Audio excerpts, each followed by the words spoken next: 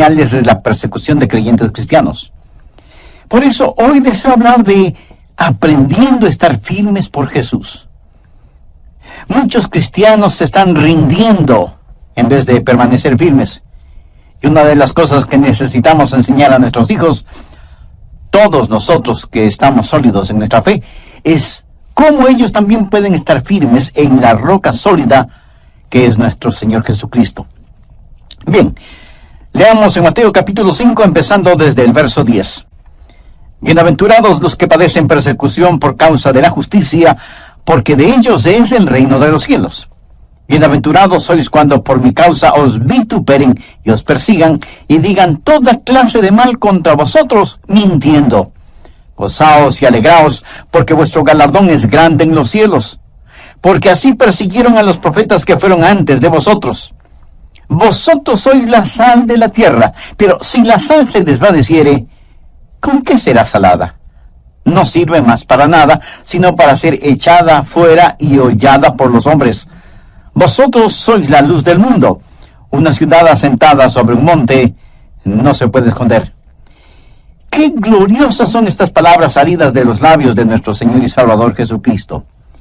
El significado de esos versículos es claro y preciso. Si usted permanece firme en el Señor Jesucristo, será perseguido.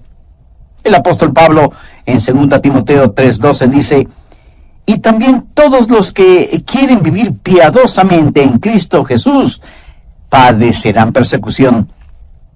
En otras palabras, Pablo le está diciendo a su joven hijo espiritual: Timoteo, quiero que sepas desde ya que si permaneces firme en el Señor Jesucristo, serás perseguido.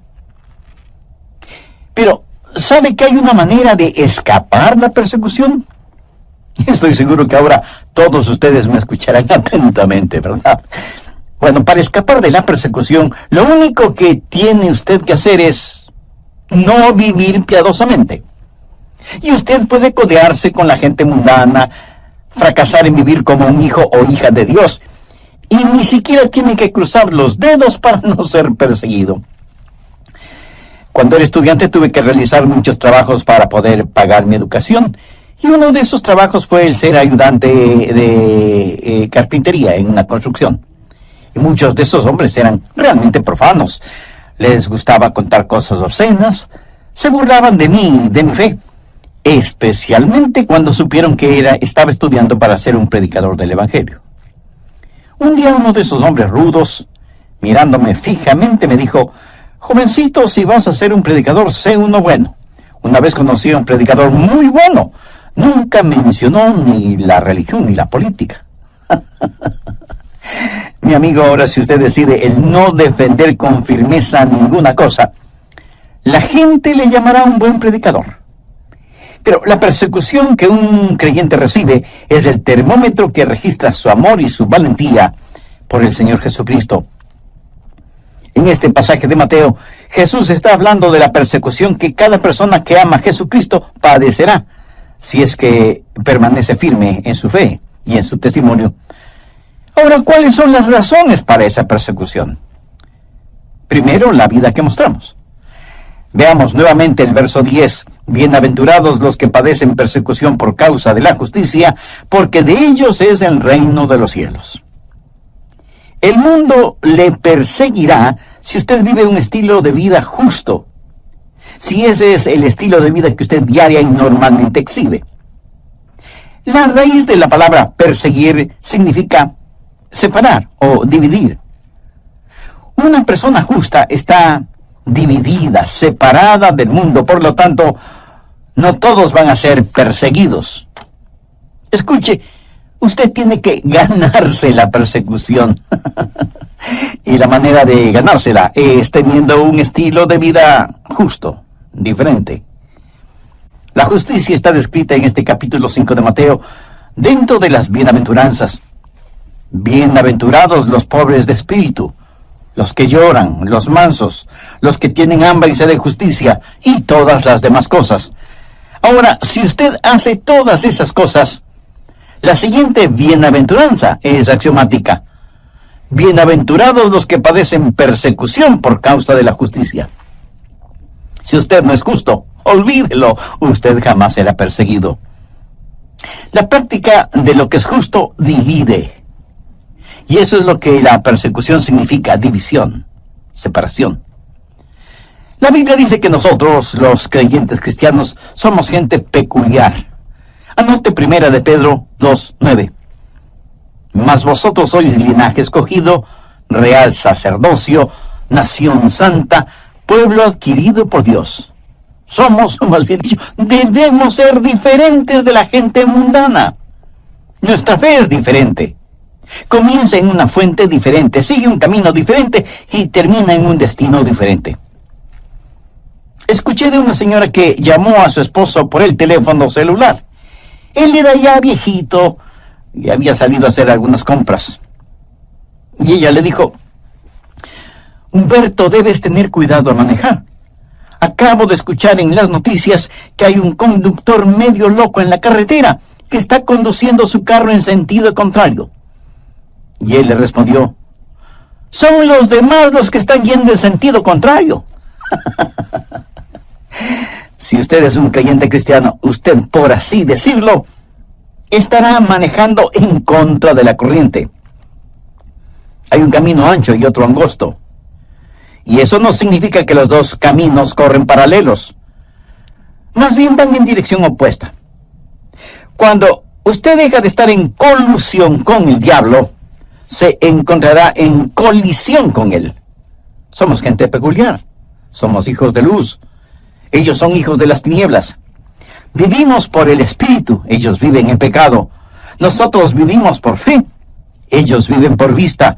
Nosotros les entendemos a ellos, pero ellos no nos entienden a nosotros. El versículo 13 dice: vosotros sois la sal de la tierra. Bueno, entre otras cosas, la sal arde, quema e irrita cuando es aplicada en una herida abierta. Y el versículo 14 dice: vosotros sois la luz del mundo. La luz revela, hace ver las cosas. Los mundanos por naturaleza dicen: quiten esa sal de ahí y apaguen esa luz. Nosotros somos diferentes porque la justicia de Cristo está en nosotros. Pero debemos tener mucho cuidado en este punto. Algunos pueden ir por ahí diciendo: estoy siendo perseguido. Y puede ser que sea cierto, pero no está siendo perseguido por causa de la justicia, sino porque ha quebrantado alguna ley. Jesús dijo que seremos bienaventurados cuando, por estar firmes en Él y viviendo una vida que es sal y luz sobre la tierra, somos perseguidos. Busque 1 de Pedro capítulo 4, los versos del 14 al 16. Si sois vituperados por el nombre de Cristo, sois bienaventurados, porque el glorioso Espíritu de Dios reposa sobre vosotros.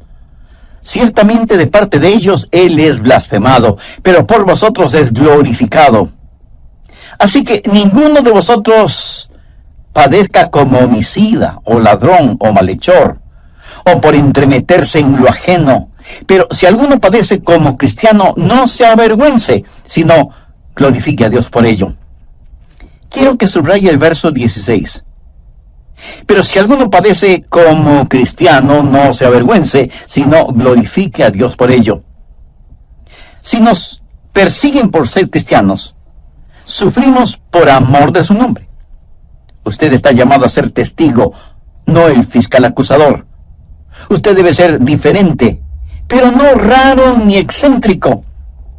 Y cuando le persigan, debe ser porque ellos tienen suficientes evidencias de que usted es, en verdad, un creyente cristiano. Cuando usted es diferente, ellos le perseguirán. Estarán escuchando todo lo que dice, estarán mirando todo lo que hace, tratando de encontrar alguna falla, algo negativo en usted. Y si lo encuentran, ellos se sentirán muy felices teniendo motivos para juzgarle y condenarle. En las páginas del Nuevo Testamento leemos el relato de cuando Jesús y sus discípulos cruzaban un campo sembrado con trigo. Era durante el día de reposo legal, el día de descanso. Él y sus discípulos tenían hambre, por lo que tomaron algunas espigas de trigo, las restregaron entre sus manos, quitando la cáscara, para poder comer el trigo. Y algunos fariseos dijeron: ¡ajá! Han quebrantado el día de reposo. Lo cual no era cierto. Pero lo interesante en esta historia es que, ¿qué hacían esos fariseos en ese campo de trigo? De todas maneras, estaban persiguiendo a Jesús. Y eso mismo es lo que hacen y harán los modernos fariseos. Perseguirán a los cristianos. Y cuando su vida cristiana sea como un estandarte flameando muy en alto, ellos estarán escudriñándole por lo bajo, tratando de encontrar algo para poder criticarle. ¿Por qué somos perseguidos? Por la clase de vida que vivimos. Segundo, las mentiras que sufrimos. Mateo 5:11. Bienaventurados sois cuando por mi causa os vituperen y os persigan, y digan toda clase de mal contra vosotros mintiendo. Ellos dirán mentiras en su contra, se inventarán cosas que no son ciertas. No se olvide que la persona más justa que ha vivido en esta tierra fue obviamente Jesús. ¿Y por qué le crucificaron? Por el testimonio de testigos falsos. Personas que mintieron acerca del Señor Jesucristo. Usted debe esperar que digan mentiras acerca de usted. Que digan mentiras acerca de su pastor y en general que digan mentiras acerca de los verdaderos hijos e hijas de Dios. Ellos le perseguirán por el estilo de vida que vive, le perseguirán por las mentiras que dirán en su contra, y la razón de que mientan contra nosotros es porque les molesta nuestra firme fe en el Señor Jesucristo. Tercero, por el Señor a quien servimos. Porque somos perseguidos por causa del Señor a quien amamos, a quien obedecemos y a quien servimos. Bienaventurados sois cuando por mi causa os vituperen y os persigan. ¿Sabía usted que el mundo odia a Jesús? Y a no dudarlo, alguien dirá: oh no, pastor, el mundo ama a Jesús. Si usted me dice eso, mi amigo, tendré que preguntarle en qué planeta vive. Pongamos las cosas en claro. El mundo no tiene ningún problema con el bebé Jesús. De hecho, los comerciantes, aún los ateos, están completamente felices con el bebé Jesús, porque de manera especial durante la época de Navidad, las ventas aumentan notablemente y por lo tanto sus ganancias son extraordinarias. ¿Cómo no van a estar contentos con el bebé Jesús?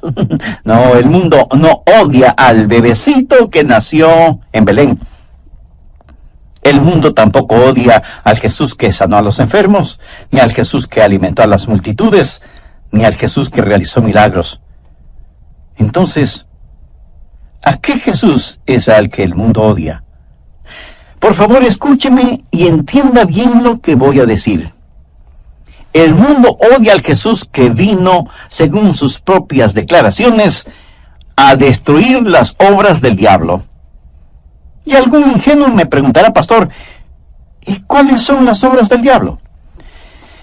Permítame mencionar solo parte de una lista: aborto, pornografía, drogas, licores, racismo, orgullo, odio, violaciones, asesinatos, etc. Jesús está en contra de todo eso. Y porque Jesús está en contra de todo eso, el mundo odia a Jesús, porque el mundo no solo practica todas esas cosas, sino que se complace en las mismas. Veamos rápidamente Juan 15, los versos del 19 al 22. Si fuerais del mundo, el mundo amaría lo suyo. Pero porque no sois del mundo, antes yo os elegí del mundo, por eso el mundo os aborrece. Acordaos de la palabra que yo os he dicho: el siervo no es mayor que su señor. Si a mí me han perseguido, también a vosotros os perseguirán. Si han guardado mi palabra, también guardarán la vuestra. Mas todo esto os harán por causa de mi nombre, porque no conocen al que me ha enviado. Si yo no hubiera venido, ni le hubiera hablado, no tendrían pecado. Pero ahora no tienen excusa por su pecado. Eso es. Jesús vino a condenar el pecado. Jesús sacó a luz los pecados de ellos y ellos le odiaron y le odian todavía. Odian a Jesús porque Él está en contra de sus cosas. Odian a Jesús porque Él vino a destruir las obras del diablo. ¿Por qué somos o seremos perseguidos? Por el estilo de vida que vivimos, por las mentiras que sufrimos y por el Señor a quien servimos. Por eso los genuinos cristianos fueron perseguidos.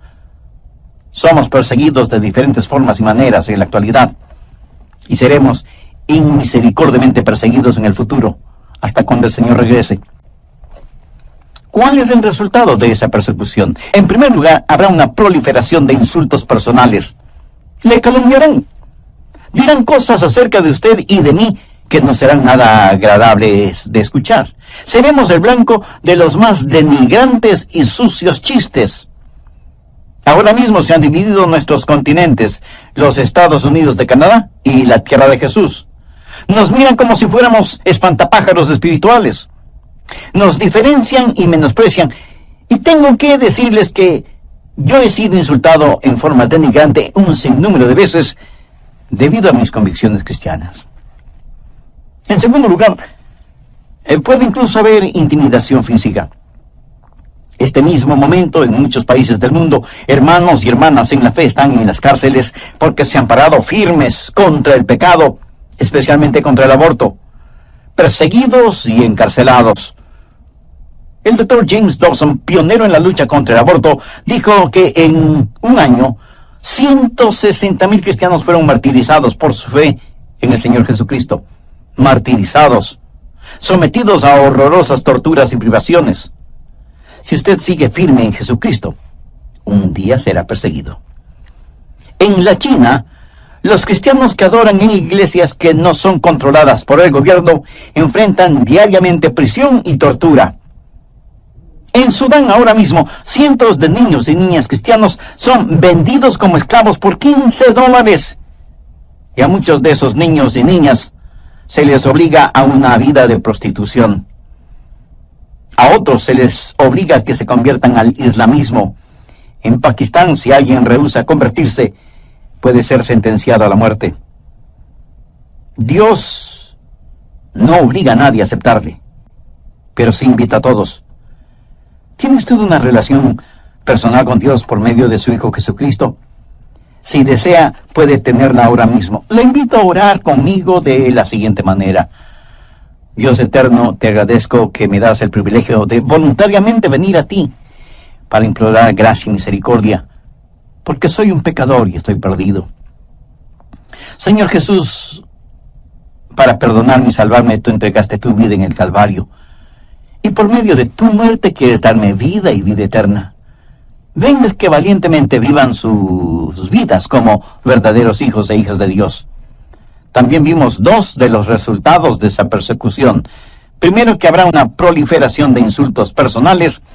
Y segundo, que puede haber incluso intimidación física. Bien, continuemos con el material para hoy. En tercer lugar, habrá injusticia social.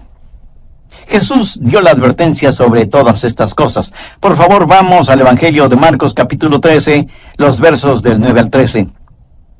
Pero mirad por vosotros mismos, porque os entregarán a los concilios, y en las sinagogas os azotarán, y delante de gobernadores y de reyes os llevarán por causa de mí, para testimonio a ellos. Y es necesario que el Evangelio sea predicado antes a todas las naciones. Pero cuando os trajeren para entregaros, no os preocupéis por lo que habéis de decir, ni lo penséis, sino lo que os fuere dado en aquella hora, eso hablad. Porque no sois vosotros los que habláis, sino el Espíritu Santo. Y el hermano entregará a la muerte al hermano, y el padre al hijo, y se levantarán los hijos contra los padres y los matarán, y seréis aborrecidos por todos por causa de mi nombre. Mas el que perseverare hasta el fin, este será salvo. Este pasaje de la Escritura tiene que ver con la gran tribulación y los horrores de la misma, pero aún en nuestros días podemos ya ver relámpagos de la misma. Sin embargo, lo más sorprendente, lo increíble, es que esta clase de injusticia procederá del mundo religioso. Usted será llevado delante de concilios en iglesias y sinagogas, y será el mundo religioso el que le persiga. ¿Sabía usted que las peores injusticias y persecuciones que he sufrido en mi vida han sido orquestadas por el mundo religioso? Pero esa injusticia no solo vendrá del mundo religioso, sino que también provendrá de un gobierno mundial. Miremos otra vez Marcos 13:9. Pero mirad por vosotros mismos, porque os entregarán a los concilios, y en las sinagogas os azotarán, y delante de los gobernadores y reyes os llevarán por causa de mí. Este sistema mundial está cargado contra Jesús.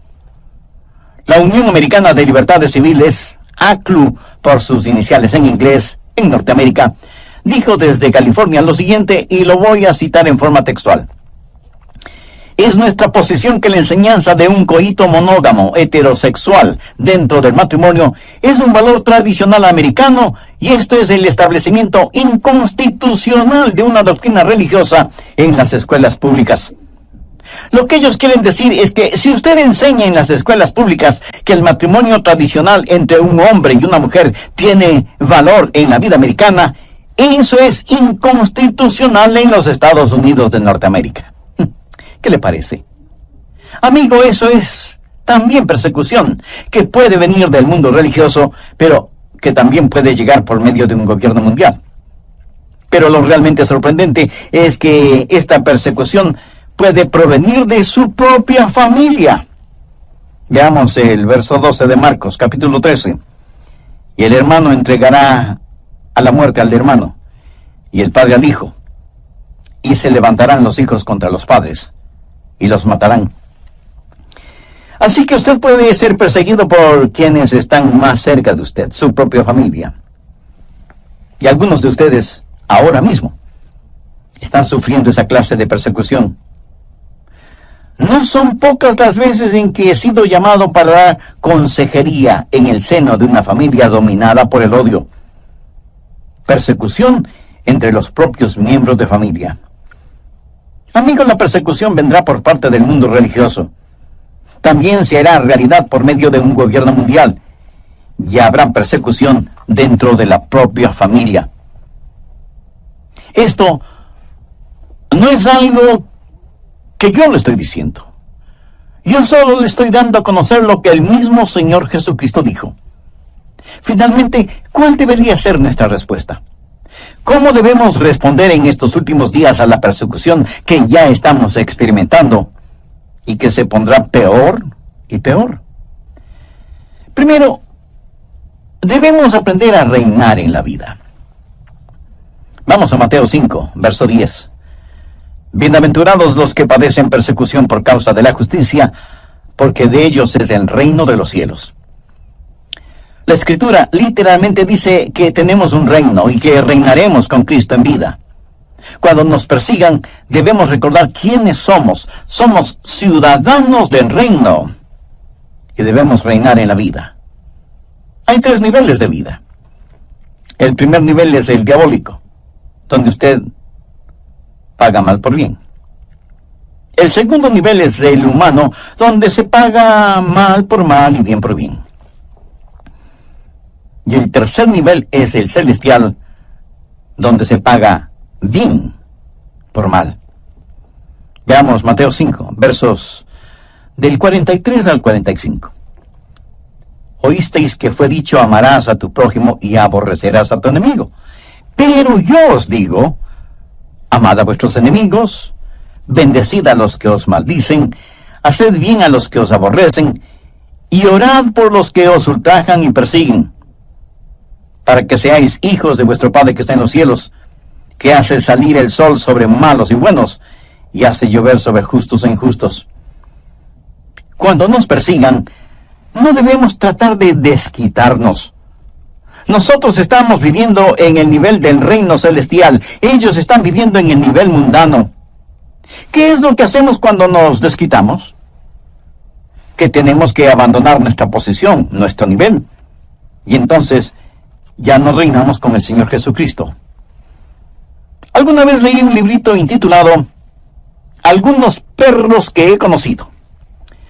Fue escrito por un anciano pastor metodista Y él cuenta que alguna vez estuvo en un pueblo para unas reuniones de avivamiento y recibió algunas críticas. Un día, saliendo del restaurante en donde había comido, vio en la calle un espectáculo fuera de lo común.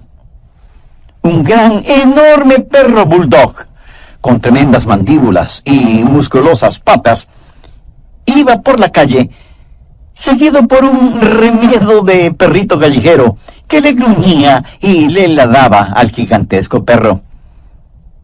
El bulldog podía terminar con esa caricatura de perro con un par de mordiscos, pero siguió caminando sin prestarle ninguna atención al bullicioso perrito. El anciano pastor metodista vio todo esto y luego, en su cuarto, escribió estas palabras: pude haberme reído, pero no lo hice.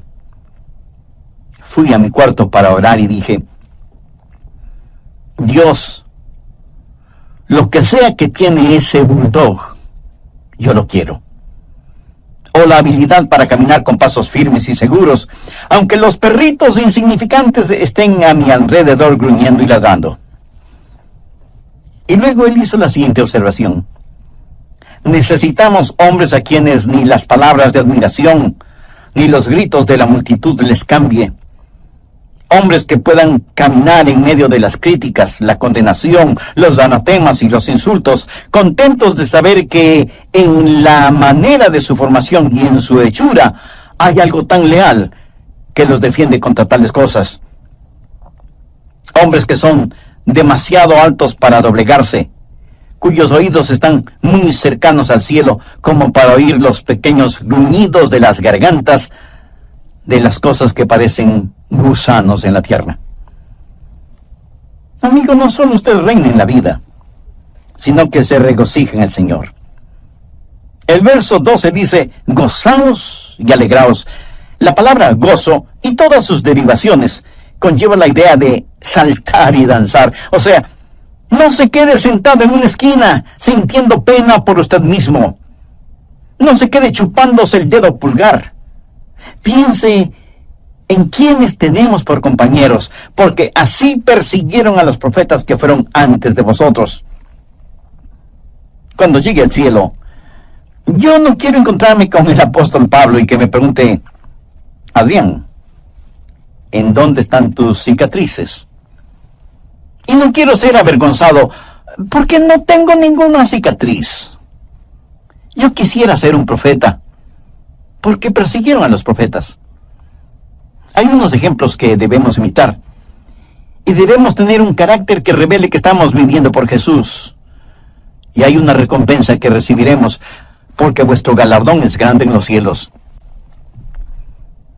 Desde hace mucho tiempo descubrí que vale la pena servir a Jesús. Y vale la pena servirle en cualquier lugar y bajo cualquier circunstancia. Y si ningún galardón me fuera otorgado, el hecho de compartir a Jesús con otras personas, eso para mí es más que suficiente galardón. Al comienzo del libro de los Hechos, se relata cómo algunos discípulos fueron perseguidos y puestos en prisión. Ellos fueron golpeados, pero siguieron predicando de Jesús.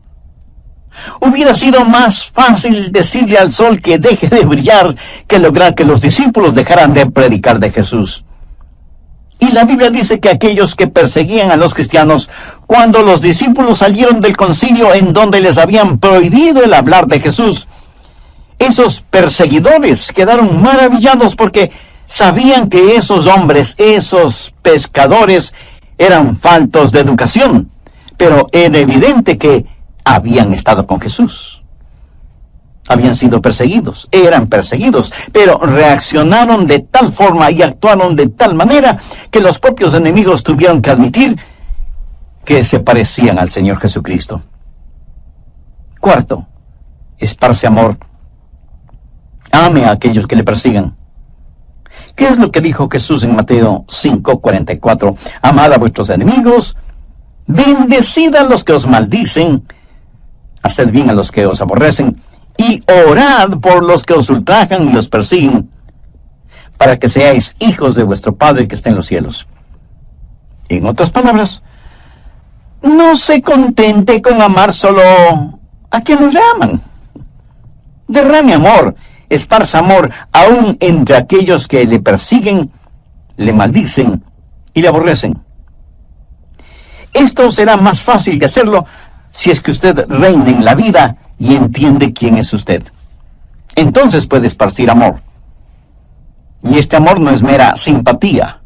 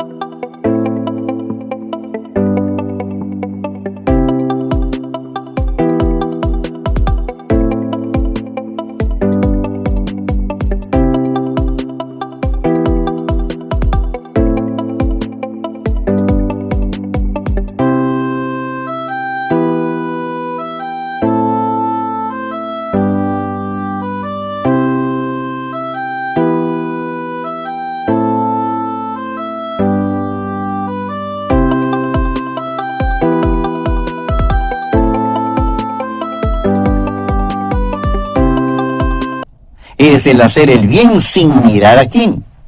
Note lo que dice el verso 45, que hace salir el sol sobre malos y buenos, y que hace llover sobre justos e injustos.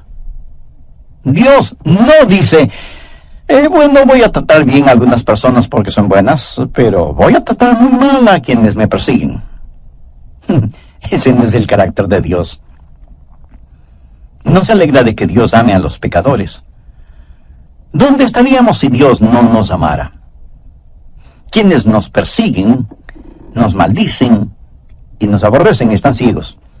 No tienen verdadera vida, no entienden. De hecho, la Biblia dice que en los últimos días, aquellos que nos maten pensarán que están haciendo un servicio a Dios. Anote Juan 16, versos 2 y 3. Y aún viene la hora cuando cualquiera que os mate pensará que rinde un servicio a Dios, y harán esto porque no conocen al Padre ni a mí. Están ciegos y necesitan amor, y debemos tratarles como Dios nos trata a nosotros. Veamos un último ejemplo. Esteban fue el primer diácono en la Biblia, y él fue un poderoso predicador de la palabra. Los enemigos podían arguir con él, pero no podían hacer que cambiara de manera de pensar para que cambiara su forma de predicar. Y como tampoco pudieron intimidarle, decidieron matarle a pedradas. Y mientras lo apedreaban, un hombre joven cuidaba los mantos de aquellos que apedreaban a Esteban. Ese hombre se llama Saulo, y era de Tarso, quien por el hecho de cuidar la ropa de los apedreadores, prácticamente consentía y apoyaba la muerte de Esteban. Más tarde Saulo llegó a ser el apóstol Pablo, el más poderoso teólogo y misionero que el mundo haya conocido. Saulo fue completa y totalmente cambiado. Pero, ¿qué es lo que le cambió? Yo personalmente creo que en forma inicial, el cambio de Saulo comenzó cuando escuchó a un moribundo Esteban decir: Señor Jesús, recibe mi espíritu. Señor, no les tomes en cuenta este pecado. Yo creo que Saulo jamás olvidó esa experiencia. Cuando Jesús le dio el encuentro a Saulo en el camino hacia Damasco, le dijo: yo soy Jesús a quien tú persigues. Dura cosa te es dar coces contra el aguijón. ¿Qué era lo que en verdad lo aguijoneaba? ¿Qué era lo que le inquietaba? Era el rostro transfigurado de un hombre joven llamado Esteban, que al morir esparció palabras de amor para aquellos que le apedreaban. Vamos a ser perseguidos. Si usted vive una vida genuina, cristiana, sufrirá persecución. Y debemos creer esto porque así ha sido siempre, lo es en la actualidad y lo será más intensamente en el futuro. Esta es una poderosa razón para que veamos la necesidad de enseñar a nuestros hijos y a nuestros nietos a permanecer firmes en el Señor Jesucristo como verdaderos soldados de la cruz. Debemos enseñarles con el ejemplo de nuestras propias vidas que vale la pena servir a Jesús. Los días actuales son doradas oportunidades que tenemos para no solo compartir acerca del Señor Jesucristo, sino también para demostrar cuán firmes estamos en Él y por Él. Amiga, amigo, en la quietud, en la intimidad de su corazón, le invito a que ore conmigo de la siguiente manera. Señor Jesús, porque tú moriste por mí, ayúdame a vivir para ti. Y si es necesario, aún a morir por ti. Enséñame, Señor, a ser diferente. Ayúdame con tu fortaleza para que el mundo no me intimide. Ayúdame para que no viva pensando si lo que digo y hago es correctamente político o no. Si hago tu voluntad, siempre estaré en lo correcto.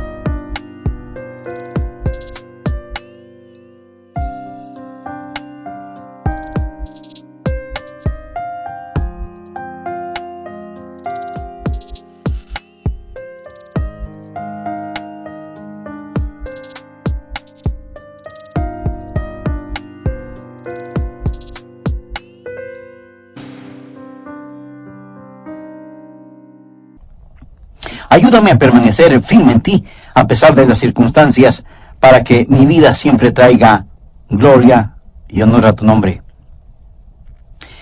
Antes de finalizar este programa, permítame decir lo siguiente. Jesús sufrió persecución, martirio y muerte para que usted y yo podamos ser salvos. Él llevó nuestros pecados y sangró y agonizó sobre la cruz para pagar por completo la deuda de nuestro pecado. Y no nos salvamos porque sufrimos. Nos salvamos porque Jesús sufrió por nosotros. Y esa salvación la podemos obtener gratuitamente porque es el regalo de Dios para nosotros.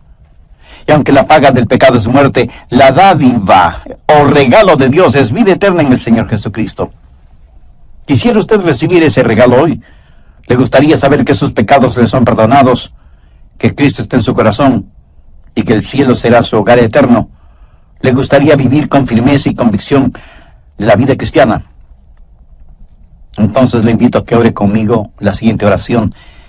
Querido Dios, gracias por amarme y permitir que tu Hijo Jesús muera por mí en la cruz, pagando por completo la culpa de mis pecados. Señor Jesús, gracias por la agonía que sufriste en mi lugar. Moriste para salvarme y prometiste salvarme si confiaba en ti. Desde este mismo momento, confío en ti. Ven a morar mi